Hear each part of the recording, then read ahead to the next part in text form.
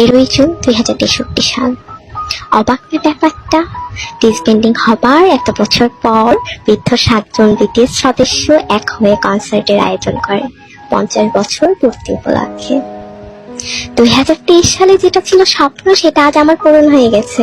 আমিও সেই কনসার্টে। কোটি কোটি আর্মি ছিলাম আমরা, এখন মাত্র কিছু সংখ্যক আর্মি, সবার বয়সই 50 থেকে 40 প্লাস হবে।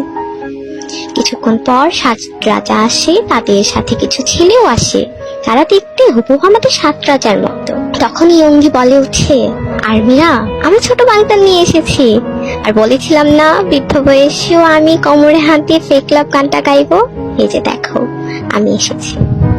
জিন বলে, বুড়ো হয়ে গেছে, তারপর I am world handsome you know. সব আর্মিরা হাসির সাথে কান্নায় ভেঙে পড়ে। আমাদের ম্যাকনেলাইন বলে উঠে, তোমরা কান্না করো না, আমাদের কষ্ট হয়, ভালোবাসি তোমাদের অনেক, তাই তো দেখো এই বয়সে আবার এসেছি। কান্না করো না তোমরা প্লিজ।